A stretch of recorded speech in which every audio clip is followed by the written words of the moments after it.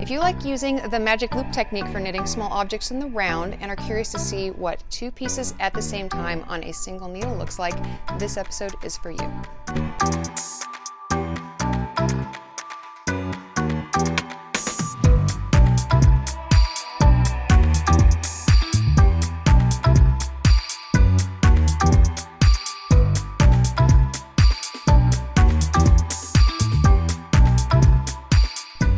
Hey there, Yarn Crazies! After my Success with Magic Loop episode aired, a viewer requested a video on how to do 2 socks at a time on a single needle. So here it is.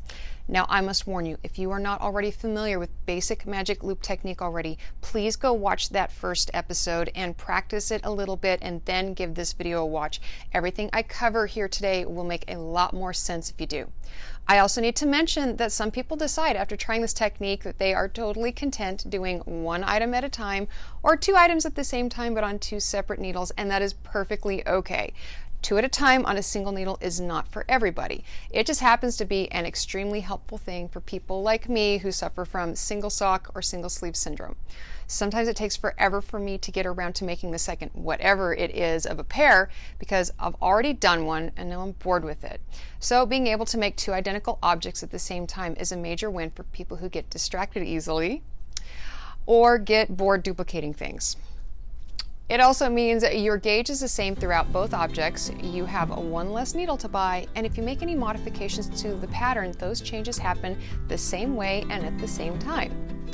What I'm going to show you here today will work for any 2 smaller diameter objects worked in the round, like baby booties, wrist warmers, water bottle cozies, stuffy components, whatever.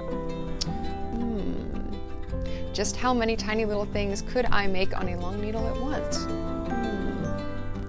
Anyway, for the rest of this episode, I will be talking about 2 at a time socks because that is the primary place this technique gets used, and there are some specific considerations I'll be covering. As I mentioned in my previous episode on this subject, you need a pretty long needle for 2 at a time projects. 40 inches is the practical minimum for a pair of adult-sized socks, but I want to encourage you to use a 47 inch instead, and I'll explain why later in the episode. You also need to do a little extra yarn prep for 2 at a time projects. Your first option is to wind your yarn into a cake and work from both ends at the same time. I have done that, and while it is a simple and compact option for travel, it's a little more work to keep the 2 strands separated. So unless I'm getting ready for a day of flights or a long road trip, I prefer the second option, which is to work from 2 separate balls or cakes. I've always found a digital kitchen scale to be the easiest way to split a ball or a cake of yarn. Here's the one I've used for years now. It's really affordable, reliable, and I haven't had to change the batteries yet, despite using this thing for 5 or 6 years already. I'll put a link to this model in the show notes for you if you want to grab one. Ready to do this? Grab your needles and your yarn and let's conquer the 2 at a time cast on. What really helped me wrap my brain around casting on for 2 at a time was thinking of these 2 objects in 2 sections each and giving them numbers that correspond to the sequence you cast on in. We're going to think of this as sock 1 and sock 2, okay? Now, the sections. Section 1 in the front here, section 2, the front of sock 2, section 3 is the back of sock 2, and section 4 is the back of sock 1. Yes, I know, seems backwards or strange, but 1, 2, 3, and 4. That's the sequence we cast on in. Sock 1, sock 2, section 1, section 2, section 3, and section 4. Keep that in mind. This will help, okay?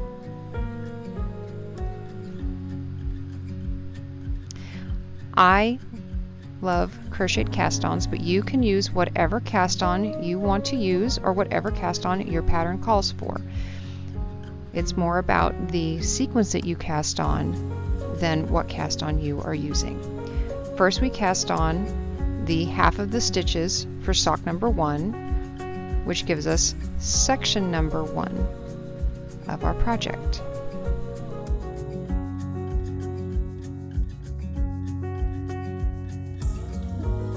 Move section 1 after you cast it on to the other end of the needle. Now, we're going to set that ball aside. We're going to grab yarn ball number 2 and cast on sections 2 and sections 3 with this one, all in one run. Sock 2, both of its sections, sections 2 and 3, are cast on all at the same time. Doing my last stitch for section 3 there. Okay, there's sections 2 and 3 all in one run. Now we're going to count to the middle of our stitches, and we're going to split them, and we're going to pull the cable through that split. And that's how we separate sections 2 and 3 into the front half of sock 2 and the back half of sock 2. And now we drop that yarn and we get ready to cast on section 4. See, 1, 2, 3, time for number 4. I have to warn you, this part is probably the most awkward part of casting on for any 2 at a time project.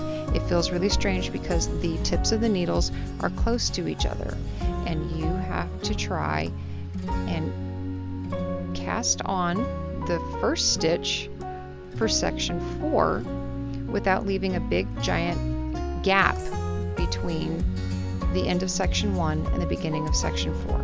So just be patient with yourself, be patient with your yarn and your tools. This part is just fiddly and there's no getting around it, but you only have to do it once, so it's worth bearing through and just concentrating on doing it right and getting it over with. Last stitch of section 4. And there we are. There's all of the sections we need for our 2 at a time on a single needle, ready to go. One ball of yarn attached to sections 1 to 4, and another ball attached to sections 2 and 3.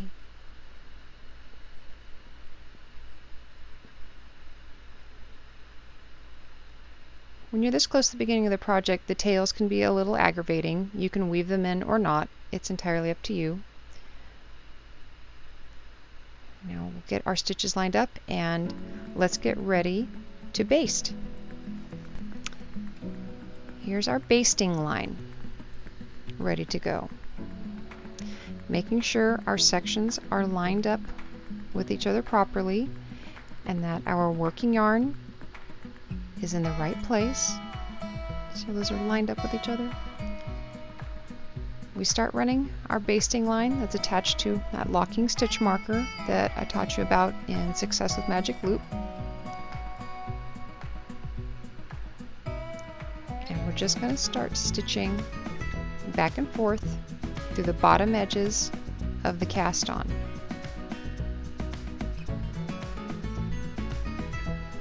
Back and forth, back and forth, until we get to the end and have finished basting the edges for sock 1. We have basted the bottom edges of sections 1 and 4 together. You could do a separate basting line for sections 2 and 3, but I have found it really helpful to just continue the same exact line between both socks. It keeps all of the sections pretty close to each other on the needle, and as you're working back and forth, I found that's really convenient and really helpful. You spend less time fussing at your project and rearranging where it is on your long cables on your needle. Back and forth until we get to the end here. And I like to go back just a few stitches. It really helps keep this end of the basting line in place. If you find yourself with extra, you can just grab scissors and you can snip that off.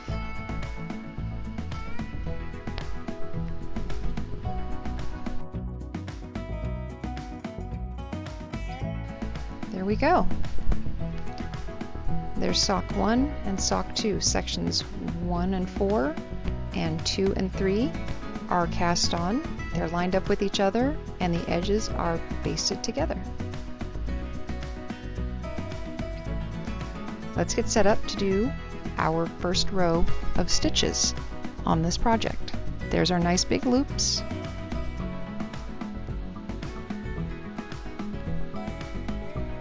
As with any other knitting project, your cast on is awkward and your first couple of rows, they're just not a lot of fun to do because you don't have much to hold on to and the project doesn't really look like anything. I'm going to work across section 1 here, which is the front of our sock 1 or our rightmost sock on the needles.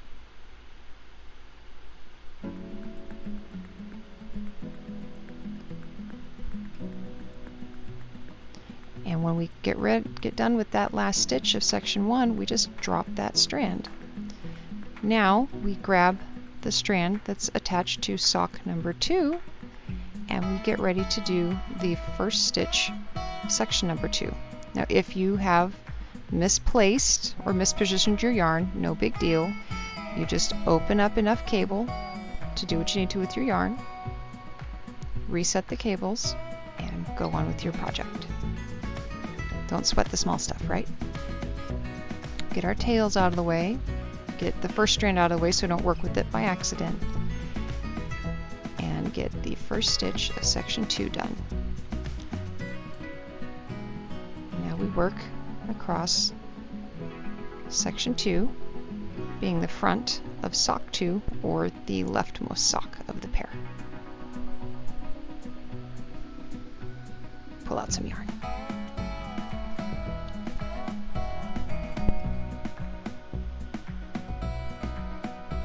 Please pardon how awkward it may seem while I'm doing this for you, or if I bump the camera. I'm still learning to work around all this filming equipment you guys can't see off screen. Okay, now we've got that done. It's time to do our turn and our reset. Now we not only reset our cables, but we reset our yarn a little bit so that the two strands don't end up spiraling around each other. It's not a big deal if they do, but this helps. Pull out that back needle, our big matching loops, and now it's time for the first stitch of section 3 or the back of sock 2, the one on the left.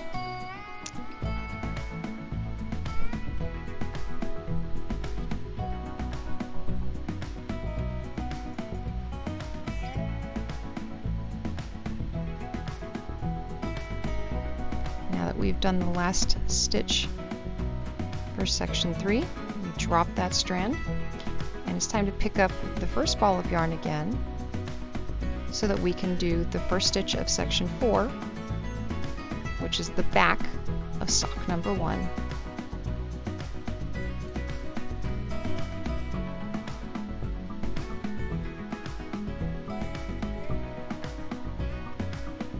Okay, we are approaching the end of our row.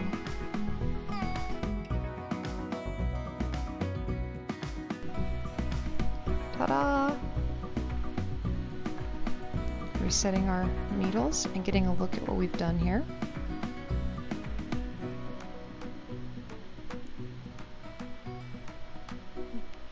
Get our locking stitch marker at the end of our basting line out of the way, but here we are. First complete row of 2 objects in the round on a single needle.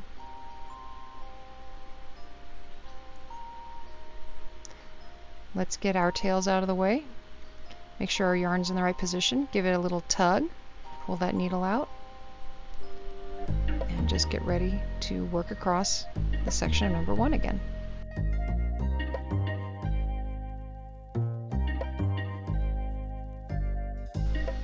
Working this close to the basted edge into the cast on edge, you're going to find yourself fiddling with your yarn a lot more. You're going to find yourself fussing to get your tails out of the way. That's totally okay. Sometimes you may have found that you trapped your yarn a little bit. You can always reset it. Make sure the strand that goes with the other sock is not in the way. Make sure you're working with the appropriate strand for the sock that you're working on.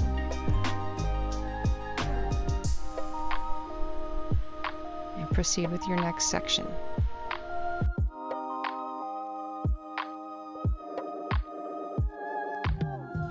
Section 2 complete. Time to reset your needles. Turn the project around. A little bit of yarn management. Avoid tangles. Tug on that yarn in the back. Pull out the back needle. And let's start on section 3.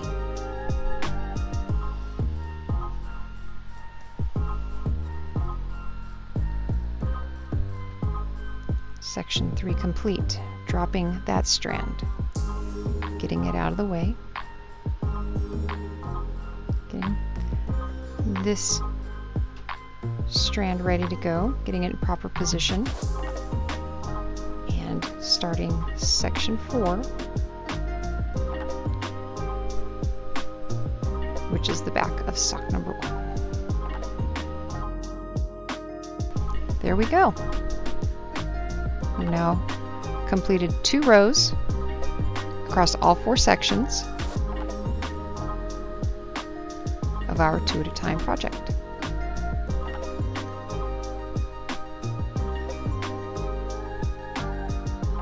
Now there's enough stitches, there's enough material, it's starting to look like something.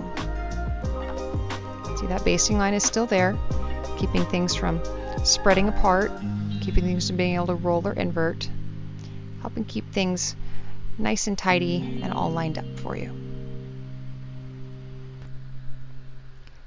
I want to show you guys what it looks like for me working mid-project on my current sock project. These are the Peacock Socks pattern by Alex Anders. It's a free Ravelry download.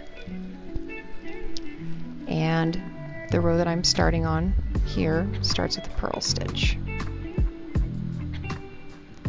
But this is what it looks like when you're working mid-project. This is why I recommend that you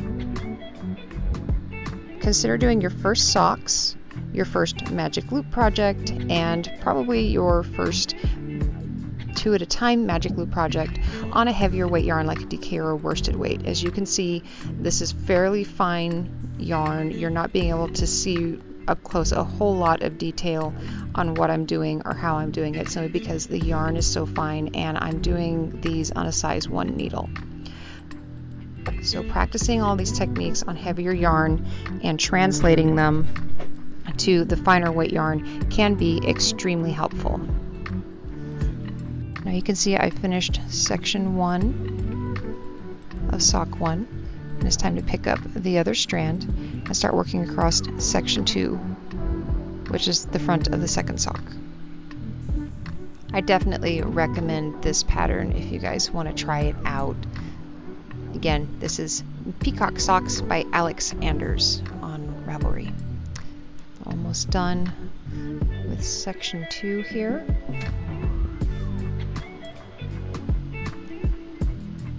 And I'll do the turn so I can work on section 3 at the back. And here's where some of that yarn management comes in. Move this one over here, move that one over there. That way they're not spiraling around each other. As you can see, I've already turned the heel and done the gussets on these. I'm working across the sole of the foot of my sock.